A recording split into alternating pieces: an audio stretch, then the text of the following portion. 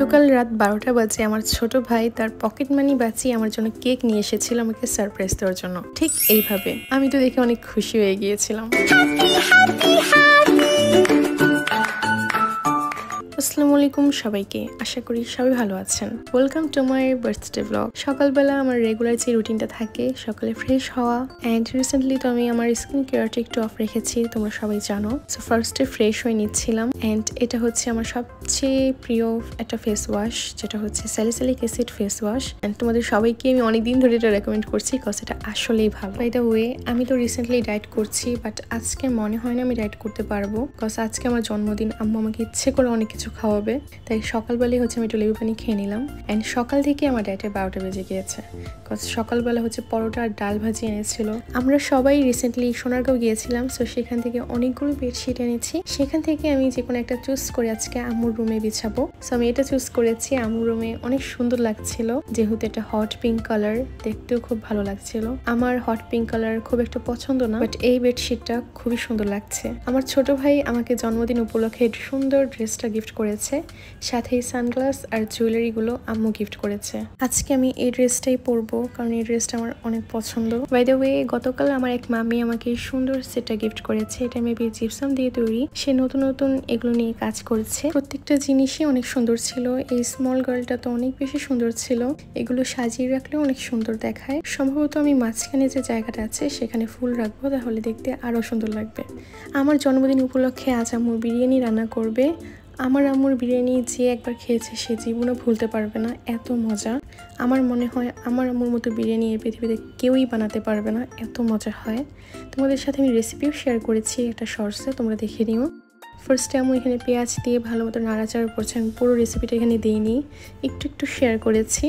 এখানে এখন আম্মু মাংসগুলো দিয়ে দিবে।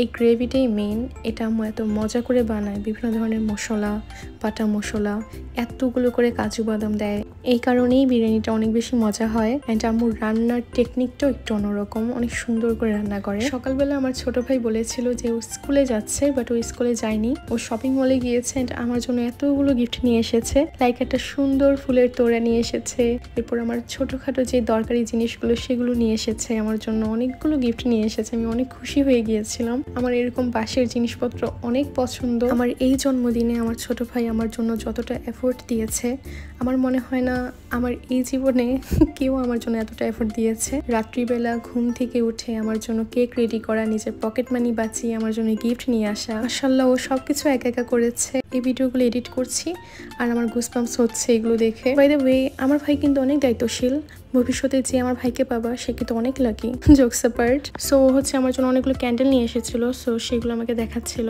আমি কিছুদিন আগে আড়ঙ্গে গিয়েছিলাম, সো সেখানে ক্যান্ডেলগুলো বারবার দেখছিলাম, বাট এত প্রাইস যে আমি কিনিই নি। সো ওইগুলো খেয়াল করেছে এবং আমার জন্য এই ক্যান্ডেলগুলো নিয়ে এসেছে। এখানে অনেকগুলো ক্যান্ডেল আছে, কিছু ঝুড়ি আছে, একটা ফুলের তোড়া আছে। এগুলো হচ্ছে আমার ভাই আমাকে গিফট করেছে।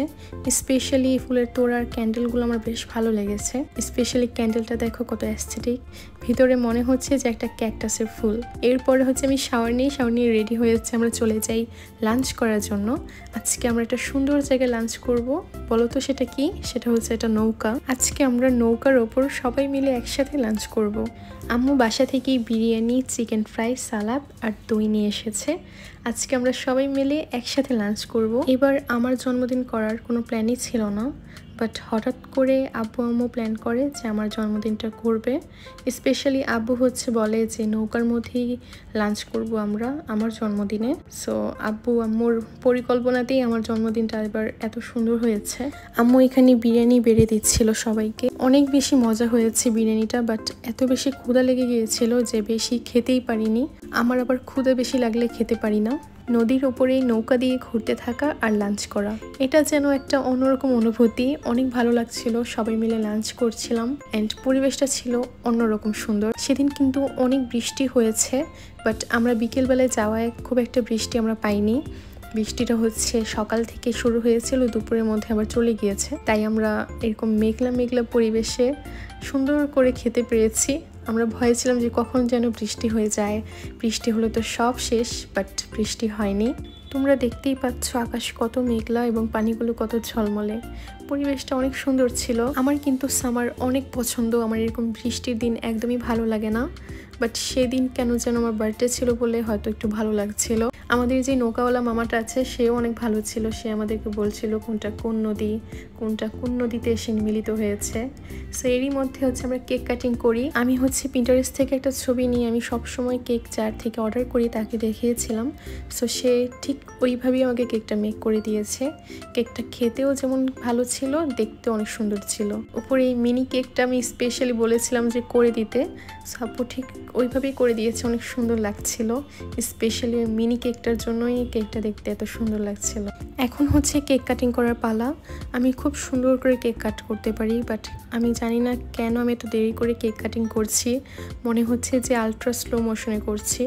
সো আমি ফার্স্টে আমার আব্বু আম্মুকে খাওয়ালাম কেক, এরপর হচ্ছে আমার ভাইদেরকে খাওয়ালাম। অ্যান্ড এখন বলছি যে আমি কেন কেক কাটিং এক্সপার্ট। আমাদের পরিবারের সবাই আমরা ছোট ছোট মুহূর্তগুলোকেও অনেক উপভোগ করি।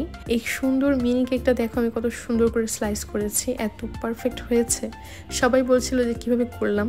এরই মাঝে হচ্ছে যেহেতু নদীতে ছিলাম, অনেকেই মাছ ধরছিল। বাবা হচ্ছে একজনকে ডাক দিয়েছিল, সে মাত্রই হচ্ছে একটা ইলিশ মাছ ধরেছে। সো বাবা দেখার জন্যই ডাক দিয়েছিল যে কি কি মাছ উঠেছে। সো এখানে অনেক মাছ ছিল, একটা ইলিশ মাছও ছিল, বাট ইলিশ মাছটা একটু নরম হওয়াতে আপু আর কিনে নিয়ে এগুলো। পরবর্তীতে আমরা বাসায় চলে যাই। এই মজার মজার চকলেটগুলো আমার ছোট ভাই আমাকে গিফট করেছে, এগুলো অনেক মজার। এগুলো কিন্তু বাংলাদেশে পাওয়া যায় না, এগুলো সৌদি আরবের। আমার ছোট ভাই আমার জন্য অর্ডার করে এনেছে। এই চকলেটটা আমার বাবা মাকে গিফট করেছে। অ্যান্ড এই সানগ্লাসটা তো ব্লগের প্রথমেই দেখেছো, বাট এটা আবারও দেখানোর একটা রিজন আছে। এই সানগ্লাসটা কেনার পর আম্মু আমাকে বলছে যে এটা একদমই সুন্দর হয়নি, আমাকে মানাচ্ছে না, বাট এই সানগ্লাসটা কিন্তু এখন অনেক ট্রেন্ডি। তোমরা সবাই একটু কমেন্ট করে বলো তো যে সানগ্লাসটা কেমন।